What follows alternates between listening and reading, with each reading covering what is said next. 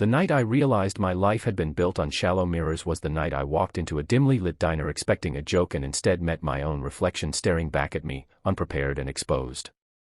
Rain streaked the windows like tears that didn't belong to anyone yet, and my phone buzzed with messages I hadn't read because I was too busy rehearsing the disappointment I assumed was waiting for me. I had been told it was a blind date, a setup by friends who promised a surprise, but nothing prepared me for the weight of my assumptions collapsing all at once when I saw her sitting alone, hands folded, hope and fear somehow sharing the same space on her face. Before this story pulls you any deeper, if you believe in kindness waves, in second chances, and in stories that remind us we are more than our worst instincts, take a moment to like this video, leave a comment, share it with someone who needs hope, and subscribe to the channel so more stories like this can find the hearts they're meant for. My name is Matthew Carter, born and raised in a small town outside Columbus, Ohio, baptized on a Sunday morning when my mother cried harder than I did, and taught from the pulpit that love was patient and kind. Somewhere between youth group and adulthood, I learned a different set of rules, ones whispered by billboards, screens, and locker room jokes. I learned to measure worth quickly, visually, efficiently. I learned to smile politely while ranking people in my head. I learned to believe that attraction was destiny and that anything else was charity. By the time my friends convinced me to go on this blind date, I was a product of those lessons, polished and hollow, confident and afraid of anything that might ask more of me than surface-level admiration. They had told me she was sweet, that she was different, that I shouldn't overthink it.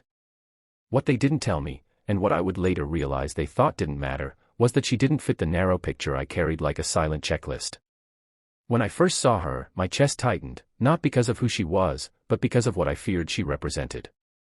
I felt tricked, embarrassed, exposed in my own immaturity. I wanted to leave quietly, invent an excuse, blame traffic or work or a headache. But something in her posture stopped me. She wasn't hiding. She wasn't apologizing with her body.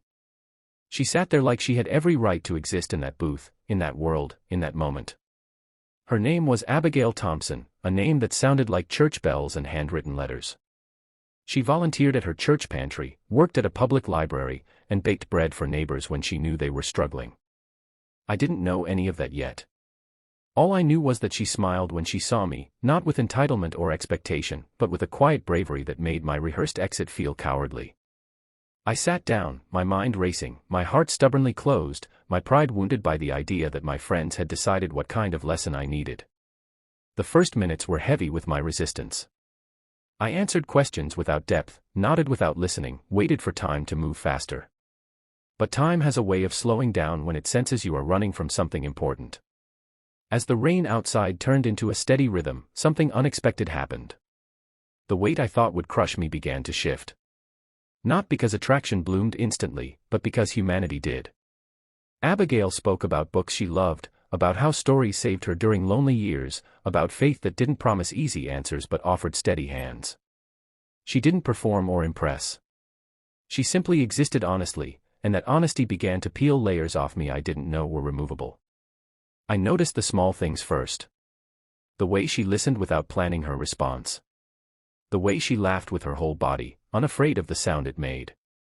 The way she spoke about pain without bitterness. Somewhere between the second cup of coffee and the neon lights flickering outside, I realized my discomfort wasn't about her body. It was about my fear of being seen as I truly was. She had already done the bravest thing in the room by showing up without armor. The date ended without fireworks, without cinematic romance, but with something far more unsettling for me, a sense that I had been standing on the wrong side of my own life. Driving home, I replayed moments not to judge her, but to judge myself. I thought about sermons I had heard, verses memorized, principles I claimed to live by. I thought about how easily I had betrayed them when no one was watching. I slept poorly that night, haunted by the idea that I had almost walked away from a human being because she challenged my comfort. In the days that followed, guilt wrestled with curiosity. I didn't call immediately, not because I didn't want to, but because I was afraid of what wanting meant. Wanting meant responsibility. Wanting meant growth. Wanting meant admitting that I had been wrong. When I finally reached out, my hands shook more than they ever had before a date. We met again, this time at a park where autumn leaves fell like quiet confessions. Without words, something softened between us. Not romance yet, but respect.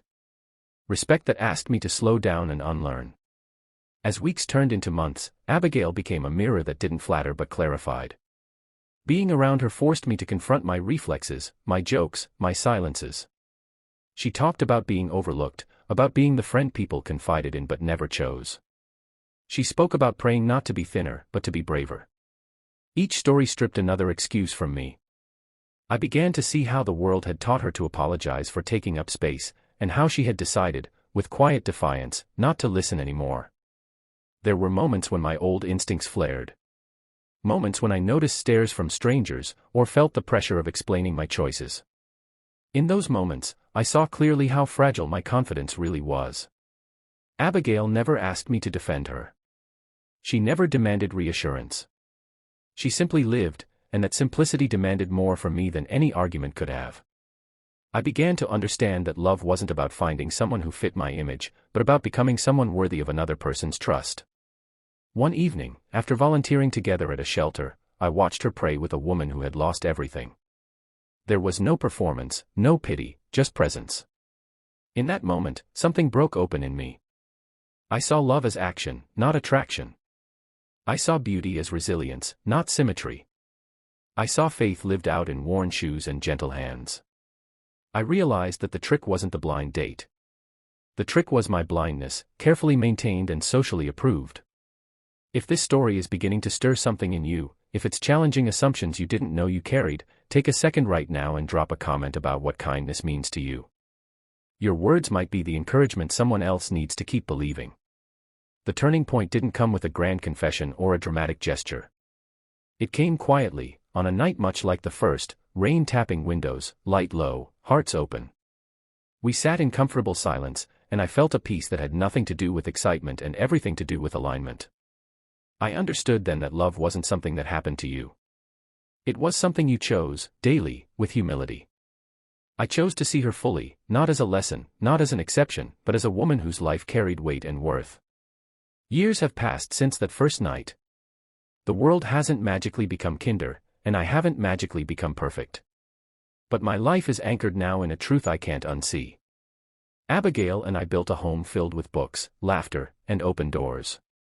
We argue, we forgive, we grow.